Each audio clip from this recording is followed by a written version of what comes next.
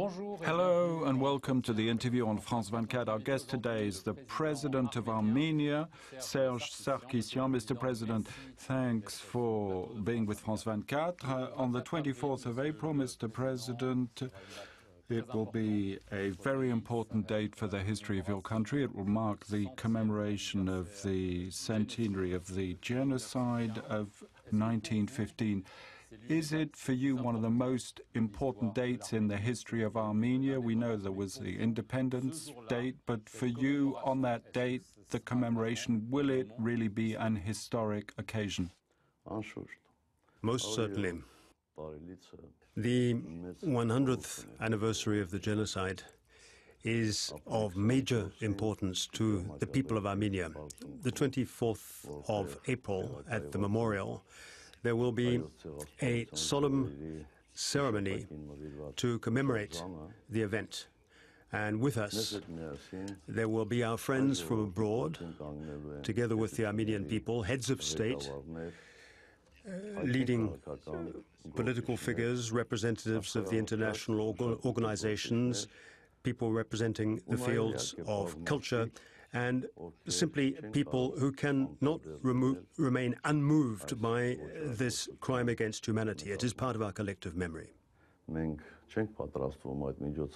It is not our intention that this should turn into a wave of anti-Turkish hysteria. One of our objectives is to put out an appeal to all of humanity to combat genocides. Now, of course, this is a controversial commemoration, as you indicated, because of Turkey. Its president, Erdogan, has been invited by you to these commemorations, and in return he has invited you to the commemoration of the Battle of Gallipoli, which this year will be celebrated on the 24th of April.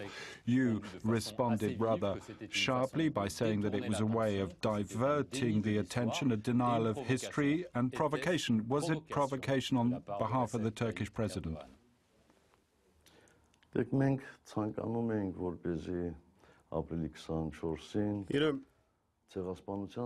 our intention is to commemorate the centennial together with the Turkish people. And that is the objective that is reflected in the agreement signed in 2009 on the establishment of relations, and that is also the objective reflected in my invitation to the Turkish president to come to Armenia for April 24th and to be with us at the ceremony. Unfortunately, once again, we find ourselves facing a negationist approach, and I'm sorry to use this expression, but it is a particularly cynical act this year. The Battle of Gallipoli did not start on April 24th, nor was it completed on April the 24th, and it is self-evident to all of us that, on the one hand, this is a way of injuring, of wounding the Armenian people, and at the same time, it is intended to set obstacles on the path of the celebration of the centennial. Would you say that through these actions, President Erdogan is trying to scupper, to torpedo your commemoration? That is so. Now, why this hardening in the position? This time last year, the Turkish president referred to the condolence of grandchildren killed in 1915. Many felt it was a conciliatory gesture. Now you're saying he's trying to sabotage, to humiliate. How do you account for this change? It is very difficult to have a precise idea of what is going on in the mind of the other fellow, but I think that one of the things involved here is that Mr. Erdogan is fully aware that the 100th anniversary of the Armenian genocide is a very special step for us, And he's not the only one to understand that. The international community also is fully aware of it. And when the Turkish authorities observe that with each passing year, the number of countries recognizing the genocide increases, well, probably he decided that this highly symbolic year is one in which he should try to set obstacles on the path of the process. I think that's the real reason. Do you think he can still be conciliatory? Would you be ready to do that? Or do you think this time he's gone too far and that up to the commemorations there cannot be a conciliatory gesture between the two of you? Never say never. However, I really don't hold out a great deal of hope. I cannot somehow see how the 100th anniversary this year, 24th of April, I cannot see how that could be due to coincidence. So you think that he's cynical, and he's also a man who today believes he wields all powers in Turkey? You know, I believe we are dealing here with someone for whom what international opinion thinks does not matter very much.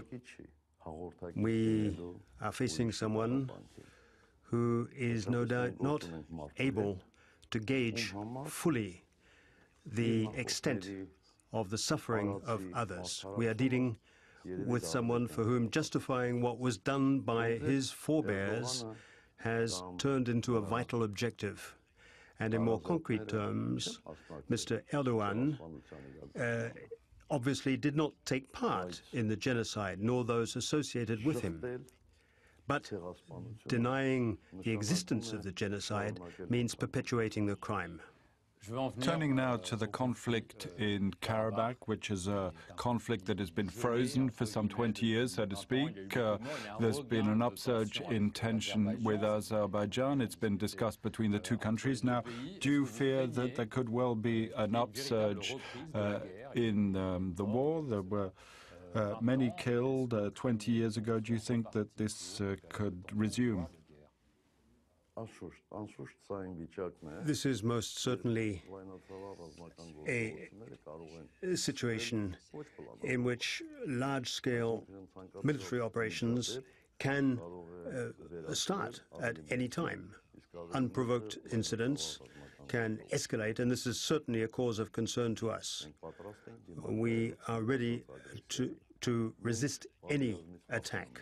We are afraid of war. I personally am afraid of war, but I'm not afraid to fight. Final issue, obviously, there are very sharp tensions between Russia and Western countries regarding Crimea, Eastern Ukraine, this climate that some would describe as the new Cold War. Does it worry you? Are you worried to see that between Russia and the West, between Russia and certain former Soviet republics, that the situation is so tense?